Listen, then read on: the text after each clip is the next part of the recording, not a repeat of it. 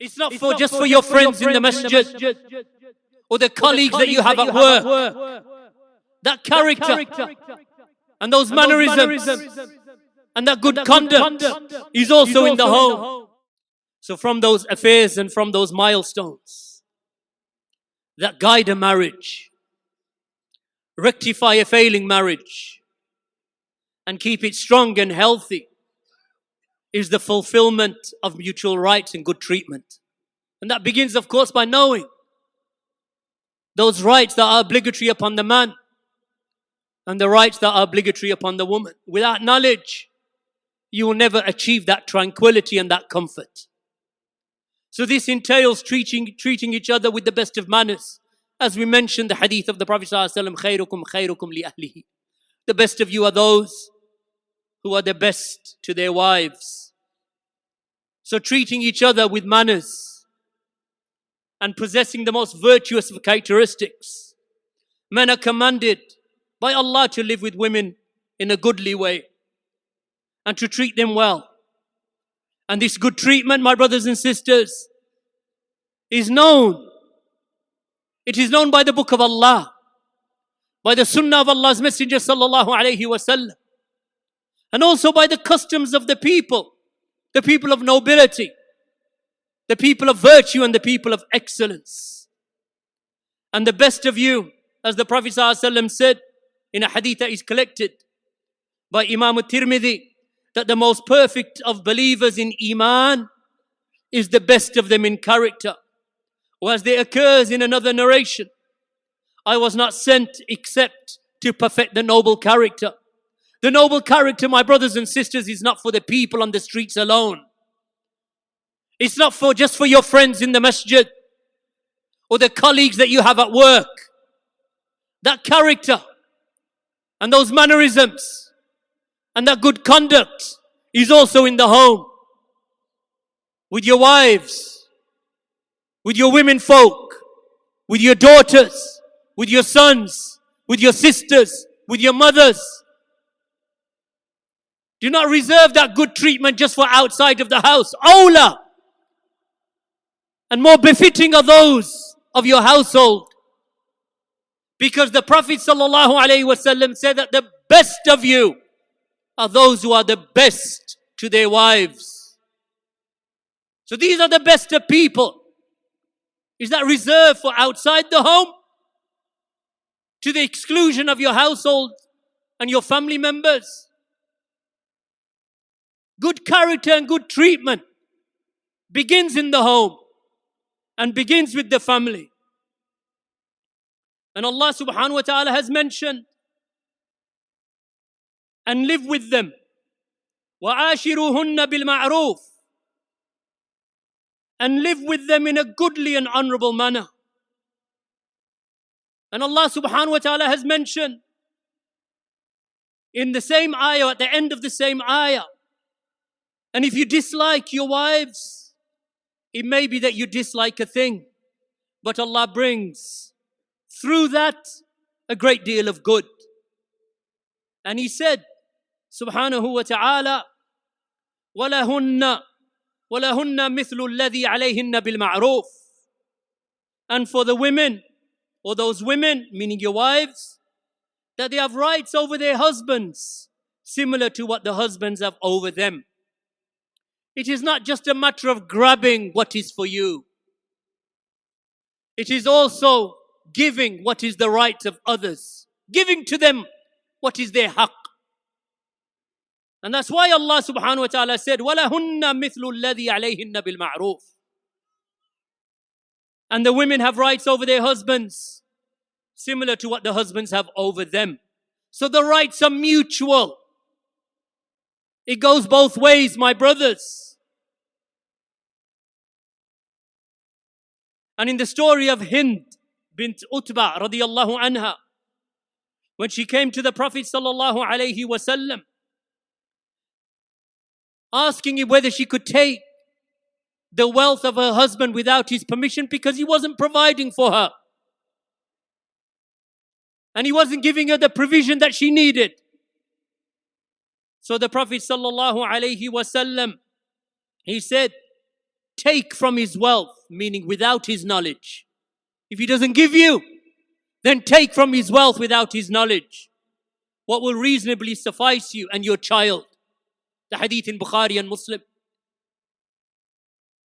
And the scholars, they have stated that there is consensus or ijma' that the husband must provide for his wife and for his children.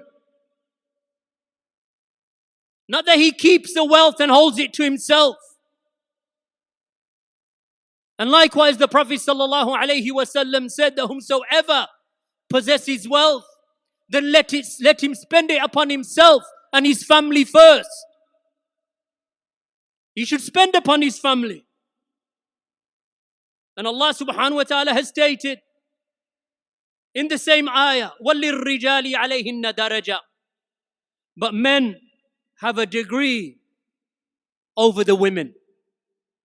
That the men have a degree, meaning of responsibility and authority over the women. And this is the daraja that they have over them.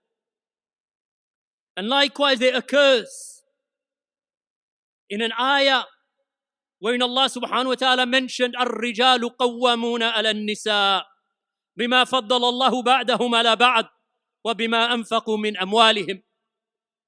That the men are the protectors and the maintainers of women, due to what Allah has granted to some over others, and because the men, they spend upon their families from their wealth. So the reason why the men have this authority over women is because of Allah giving some of them of blessings, or some of them of rights over others, and because of what the men spend upon their families, upon their wives and upon their children, from that which Allah has provided for them. So this is something that Allah subhanahu wa ta'ala has established in His book.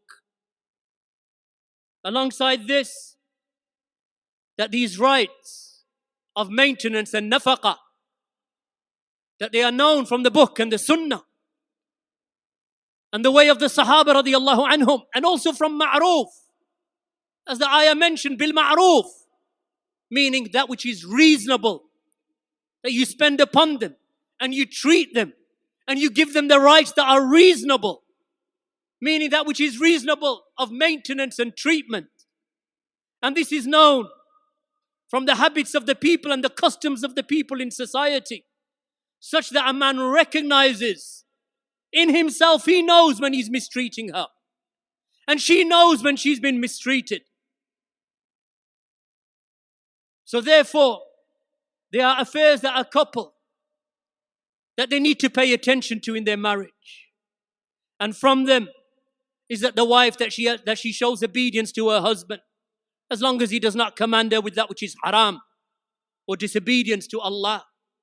Just as Allah has mentioned, فَالصَّالِحَاتُ قَانِتَاتٌ حَافِظَاتٌ لِلْغَيْبِ بِمَا حَفِظَ اللَّهِ. So the righteous women are obedient, and they guard in the absence of their husbands that which Allah orders them to guard, meaning that they guard their chastity, they guard their honor and the honor of their husband and his wealth. And likewise, Allah subhanahu wa ta'ala has said towards the end of the ayah, وَإِنْ أَطَعْنَاكُمْ فَلَا تَبْغُوا عَلَيْهِنَّ سَبِيلًا. So if the wife returns back to, meaning if the wife, she returns back to obedience after discord, then seek not a means to annoy her. So when the woman, she falls short, then do not seek to annoy her if she rectifies herself. And there occurs in a hadith of Allah's Messenger sallallahu alayhi wasallam, when the Prophet sallallahu alayhi wasallam mentioned in that narration, reported by An-Nasa'i in his Sunan, from the hadith of Abu Hurairah. Abu Hurairah said, قِيلَ لِرَسُولِ اللَّهِ صلى الله عليه وسلم, that it was said to Allah's Messenger sallallahu alayhi wasallam, أَيُّ النِّسَاءِ خَيْرٌ. Which of the women are the best? He said sallallahu alayhi wasallam, التي تسره إذا نذر. The woman when the man looks at her, which of the women are the best? The women that when the man looks at her, she pleases him. Makes him happy when he looks at her. And when he commands her, she obeys him. And she does not go against his wishes. With regard to herself when he calls her, or with regard to her wealth. So a woman, barakallahu feekum, will enter Jannah.